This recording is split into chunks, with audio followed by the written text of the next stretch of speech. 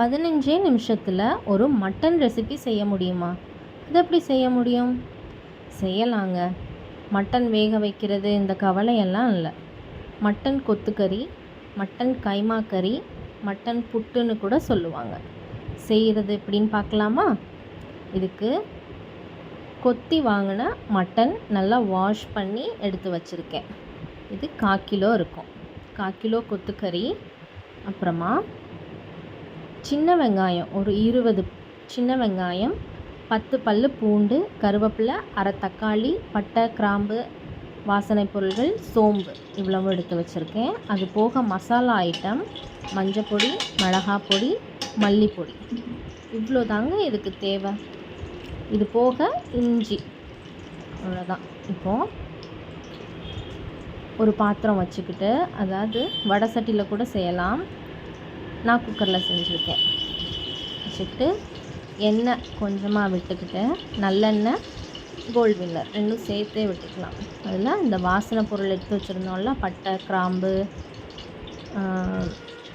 ஜாதிபத்திரி இதெல்லாம் போட்டு அது கொஞ்சம் வாசனை வெளியே வந்ததும் அது கூட சோம்பு எடுத்து வச்சுருந்தோம்ல, இதோட 1/4 ஸ்பூன் இருக்கும் சோம்பு சேர்த்துக்கிட்டு அதுவும் நல்லா பொரிஞ்சிடணும். சோம்பு நல்லா பொரிஞ்சதுக்கப்புறம் நம்ம நறுக்கி வச்சுருந்த பொடியாக நறுக்கி வச்சுருந்த சின்ன வெங்காயம் 20 பல் சின்ன வெங்காயம், 10 பல் பூண்டு பொடியாக நறுக்கி வச்சுருந்தோம்ல, அதை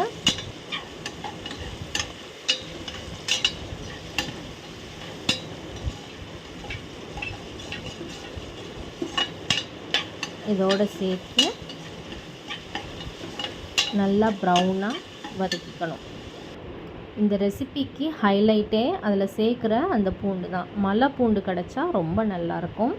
மலை பூண்டு ஒரு 3 ஒரு பூண்டை 3 அளவாக வெட்டிக்கணும். இந்த மாதிரி நல்லா வதக்கி விட்டுட்டு, நான் குழம்பு வச்ச அதே குக்கர்லேயே செய்கிறேன், அதனால தான் கலர் இப்படி இருக்குது. நீங்கள் இது குக்கரில் தான் செய்யணும்னு இல்லை, நார்மலான சட்டியிலையும் செஞ்சுக்கலாம். அரை தக்காளி எடுத்து வச்சுருந்தோம், அதையும் பொடியாக நறுக்கி சேர்த்துக்கிறோம்.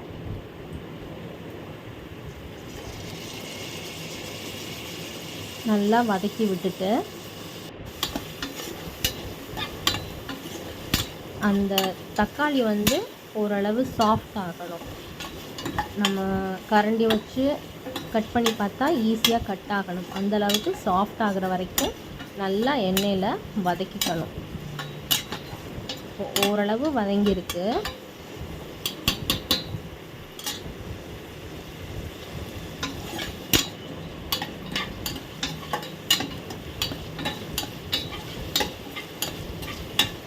கட் பண்ணி பார்க்கலாம். ஓரளவு வதங்கியிருக்கு. இன்னும் கொஞ்சம் சால்ட் ஆட் பண்ணி வதக்குனா நல்லாவே மசியும்.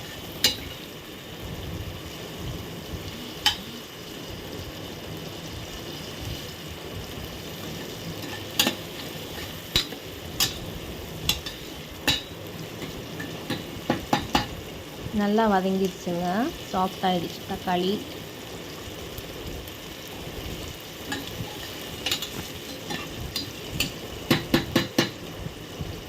இந்த ஸ்டேஜில் நம்ம வாஷ் பண்ணி வச்சுருந்த கொத்துக்கறி சேர்த்துக்கலாம். சேர்த்து அதையும் நல்லா வதக்கிக்கலாம். இப்படி வதக்கும் போதே பார்த்தோன்னா அந்த மட்டன் சுருங்கி அதில் இருக்கிற தண்ணி எல்லாமே ரிலீஸ் ஆகிடும். நம்ம தண்ணி ஊற்றுறதுக்கு முன்னாடியே அதில் இருக்கிற சூப் கன்சிஸ்டன்சி, அதில் தண்ணி எல்லாமே ரிலீஸ் ஆகிடும் இந்த வதக்கும் போதே. இந்த மாதிரி அதில் இருக்கிற அந்த தண்ணியெல்லாம் ரிலீஸ் ஆகிற அளவுக்கு நல்லா வதக்கிட்டு, இப்போ பார்த்தாலே உங்களுக்கு அந்த சேஞ்சஸ் தெரியும். எப்படி ஸ்க்ராம்பிள்டு எக்கு போடும்போது முட்டை நம்ம இது பண்ணும்போது உருண்டு நிற்கும்ல, அந்த மாதிரி மட்டன் தண்ணி எல்லாம் வெளியே ரிலீஸ் ஆகி உருண்டு நிற்கும். இப்போ பாருங்கள், நம்ம கொஞ்சம் கூட தண்ணி ஊற்றலை, ஆனால் எவ்வளோ தண்ணி விட்டுருக்கு. இந்த ஸ்டேஜில் நம்ம மஞ்சள் தூள் அரை ஸ்பூன், மிளகாய் தூள் உங்கள் காரத்துக்கு ஏற்ற மாதிரி போட்டுக்கோங்க. நான் 2 ஸ்பூன் போடுறேன்.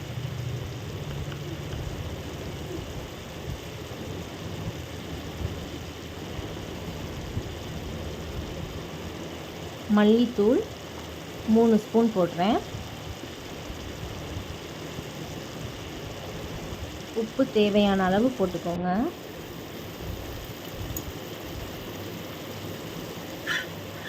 இவ்வளோ தாங்க மசாலா, வேறு எதுவும் தேவையில்லை. கறி மசாலா பொடியெல்லாம் தேவையில்லை.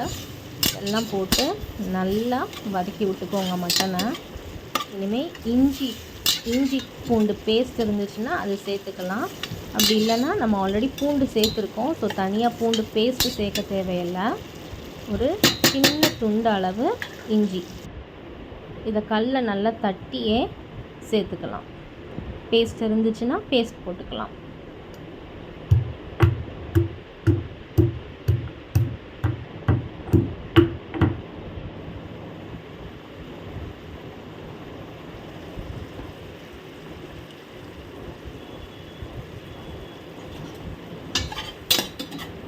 அவ்வளோதாங்க, வேலை முடிஞ்சுது. இனி இந்த ரிக்வயர்ட் அமௌண்ட் ஆஃப் தண்ணி சேர்த்து 1.5 கிளாஸ் அளவு தண்ணி ஊற்றினா கரெக்டாக இருக்கும். அந்த மட்டன் முங்குற அளவுக்கு 1.5 கிளாஸ் அளவுக்கு தண்ணி சேர்த்து அதை குக் பண்ணணும்.